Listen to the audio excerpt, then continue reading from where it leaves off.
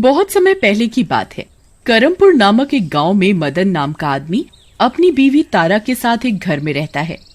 मदन का गांव में अच्छा खासा कारोबार रहता है। अजी सुनते हैं, आ जाइए, नाश्ता ठंडा हो रहा है। मदन नाश्ता करने बैठता है। अरे, मुझे कुछ दिन बाद कारोबार के काम से शहर जाना है। मैंने अमन और माया को कुछ दिन के लिए यहाँ आकर रहने को कहा है, ताकि तुम अकेली ना रहो। अरे आपने उनको क्यों तकलीफ दी, मैं अकेली रह लेती। अरे, वो लोग रहेंगे तो मुझे भी तसल्ली रहेगी। अमन मदन का छोटा भाई था और माया अमन की पत्नी थी। अगली सुबह मदन शहर के लिए निकल जाता है। रात को तारा सो रही होती है। अचानक उसकी नींद किसी आवाज से खुलती है। अरे, ये आवाज कहाँ से आ रही है? लगता है ये खिड़की के बाहर से आ रही है। खिड़की के बाहर से डरावनी आवाजें आती रहती हैं। तारा घर के बाहर उस जगह जाकर देखती है। वहां पर कोई नहीं होता। लगता है आवाज जमीन के नीचे से आ रही है। मैं जमीन खोद कर देखती हूँ।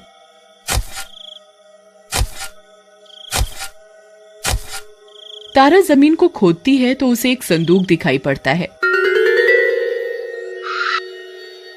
वो उसे बाहर निकालकर खोलती है। उसमें बहुत से सुंदर गहने होते हैं। अरे वाह, इतने सुंदर गहने यहाँ कैसे आए? मैं किसी के देखने से पहले इन्हें छुपा कर रख लेती हूँ। घर के भीतर जाकर तारा आईने के सामने उन गहनों को पहन कर देखती है, पर उन्हें पहनते ही तारा अचानक भयानक डायन में बदल जाती है।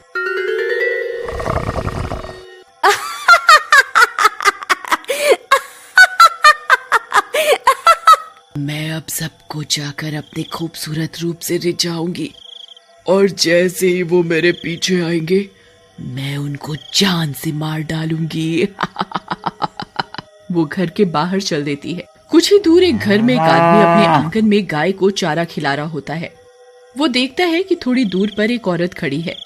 अरे वाह, खूबसूरत औरत कौन है और ऐसे अकेले में क्यों खड़ी है वहाँ पर? अजी, आपकी कोई मदद कर सकता हूँ? तारा का आधा चेहरा घूंघट से ढका होता है। वो ना में सिर हिलाती है और आगे चलने लगती है। आप हैं कौन और किसे ढूंढ रही हैं? तारा पलटती है। उसके चेहरे से घूंघट उठता है। हाय राम, ये तो कोई डायन है। बचाओ बचाओ। मैं तुझे नहीं छोड़ूंगी, मरने के लिए तैयार हो जा। तारा उस व्यक्ति को मारकर घर वापस आती है और वो गहने उतार कर रखती है। गहने उतारते ही वापस पहले जैसी हो जाती है। अगले दिन माया और अमन तारा के घर आते हैं। उस रात भी तारा उन गहनों को पहनकर वापस शिकार पर चल देती है। रास्ते में एक रिक्शे वाला जा रहा होता है। उसे तारा चलकर जाती दिखती है। वो पीछे से आवाज लगाता है, अरे मैडम, कहाँ जाना है? चलिए, छोड़ देता हूँ। तारा कुछ नहीं कहती। वो रिक्शा उसके पास रोककर पूछता है, इतनी रात में कहाँ जा रही हैं पैदल? आइए, मैं छोड़ देता हूँ। तारा का घूंघट उड़ता है। उसकी डरावनी शक्ल उसे दिखती है। बचाओ, भूत भूत। तू मुझे क्या पहुंचाएगा? मैं पहुंचाती हूँ तुझे ऊपर। और वो उसे मार देती है। घर वापस आकर तारा भुतहा आवाजें करती है। उससे माया और अमन की नींद खुलती है। ये आवाज कैसी है? ये तो भाभी के कमरे से आ रही है। चलो चलकर देखते हैं। माया और अमन तारा के कमरे में झांकते हैं और डर जाते हैं। तारा डरावनी सी डायन बनी बैठी होती है। मेरी खूबसूरती के आगे कोई नहीं टिक सकता। मैं जिसे चाहूं अपनी खूबसूरती के जाल में फंसा सकती हूँ। ये क्या भाभी ऐसे क्यों दिख रही हैं? हमें भैया को बताना चाहिए। अमन मदन को फोन लगाता है। हेलो हेलो भैया, वो भाभी कुछ अजीब सी हरकतें कर रही हैं। क्या अजीब सी मतलब? वो ऐसा लग रहा है जैसे उन पर कोई चुड़ैल का साया है। उनकी हरकतें कुछ ठीक नहीं लग रही। आप जितनी जल्दी हो सके लौट आइए। अमन, भाभी पर नजर रखना, मैं फौरन वापस आ रहा हूँ। अगली सुबह माया तारा के कमरे में जाती है। उसकी नजर उन गहनों पर पड़ती है। अरे, इतने सुंदर और महंगे गहने, आज रात मैं इन्हें चुरा लूंगी। रात को जब तारा सो जाती है तब माया तारा के कमरे में आती है। माया के गहनों के संदूक को हाथ लगाते ही तारा उठ जाती है। माया, तुम मेरे कमरे में क्या कर रही हो? तुम मेरे गहने चुरा रही थी। मैं अभी पुलिस को बुलाती हूँ। माया और तारा में झगड़ा होता है और माया तारा के सिर पर डंडे से मारकर उसे मार डालती है और गहने हथिया लेती है। ये तुमने क्या कर दिया माया? अब हम भैया से क्या कहेंगे? मैं भाभी को नहीं मारना चाहती थी, वो बिल्कुल लड़ पड़ी थी और गुस्से में मैंने गलती से उन्हें। अब उनकी लाश को ठिकाने लगाने में मेरी मदद करो। भैया को हम कोई भी झूठी कहानी सुना देंगे। और वो दोनों मिलकर तारा की लाश को आंगन में ही दफना देते हैं। अगले दिन मदन वापस आता है। आते ही अमन और माया रोते हुए मदन के पास आते हैं। अरे, तुम दोनों रो क्यों रही हो? और तारा कहाँ है? अमन और माया मदन को झूठी कहानी सुनाने लगते हैं। भैया, क्या बताऊं, जिस दिन आप गए उसके बाद अगले दिन सुबह हमने देखा वो घर पर नहीं है। पता नहीं वो कहाँ चली गई। हमने पता करने की बहुत कोशिश की, उनको बहुत ढूंढा, पर वो नहीं मिली।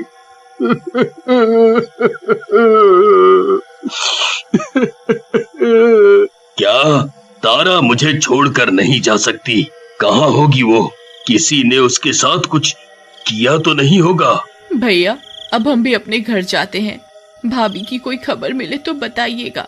माया और अमन अपने घर लौट जाते हैं। वाह, ये कितने सुंदर गहने हैं। विश्वास ही नहीं हो रहा कि ये अब मेरे हैं। लग रही हूँ ना मैं इनमें सुंदर? हाँ, सारी रात क्या आईने में खुद को देखती रहोगी? चलो अब सो जाते हैं, काफी रात हो गई है, कल पहनकर देखना इन्हें तुम। रात को जब दोनों सो रहे होते हैं, अमन की नींद आवाज से खुलती है। वो उठकर देखता है माया चुड़ैल बनकर खड़ी है। माया, तुम ये ऐसे क्यों? माया लाल लाल आंखें और नुकीले दांतों वाली भयानक चुड़ैल बन चुकी होती है। क्यों, लग रही हूँ ना मैं खूबसूरत? मेरे सुंदर चेहरे को अच्छे से देख लीजिए। आपको ज्यादा देर देखने को नहीं मिलेगा, क्योंकि मैं आपकी जान ले लूंगी, जान। माया बड़े बड़े नाखून गड़ाकर अमन की जान लेने आगे बढ़ रही होती है। अमन उसे धक्का मारता है। झटके से माया जमीन पर गिरती है और उसकी माला खुलकर जमीन पर गिर जाती है। माया वापस ठीक हो जाती है। ये तुम क्या करने जा रही थी माया? मैंने क्या किया? अमन माया को सब बताता है। मुझे तो इन गहनों में गड़बड़ लग रही है।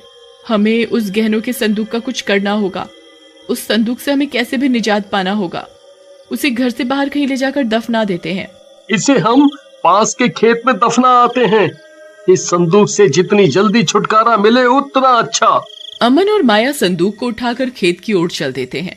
यहाँ पर गड्ढा खोदना ठीक रहेगा, फिर हम इस संदूक को गाड़कर यहाँ से भाग जाएंगे। वो संदूक को लेकर दफनाने ही वाला होता है कि अचानक संदूक खुलता है और तेजी से बंद होता है। अमन के दोनों हाथ उसमें फंसकर दबने लगते हैं। मर गया। मेरा हाथ। अरे बचाओ बचाओ रे, कोई है, बचाओ मेरा हाथ। इतने में माया जोर से चीखती है, बचाओ। अमन देखता है तारा खूंखार चुड़ैल के रूप में माया का गला दबा रही है। अमन संदूक को झटक कर अपना हाथ निकालने की कोशिश कर रहा होता है, पर कोई फायदा नहीं होता। मेरी जान ली थी ना तुम लोगों ने, मेरी आखिर क्या गलती थी? ऊपर से तुम लोगों ने मेरे पति से अपनी ये घिनौनी हरकत छिपाई। हमें माफ कर दो तारा, गलती हो गई हमसे। माफी? यदि माफ करने लायक गलती की होती तो माफ कर देती, पर अब तुमको इस गलती की कीमत चुकानी होगी, अपनी जान देकर। तारा माया का गला घोंटकर उसे मार डालती है। भाभी नहीं। माया को मारकर अब तारा अमन की ओर बढ़ने लगती है। अमन संदूक से हाथ छुड़ाने की कोशिश करता हुआ पीछे हटने लगता है। भाभी, मुझे माफ कर दो।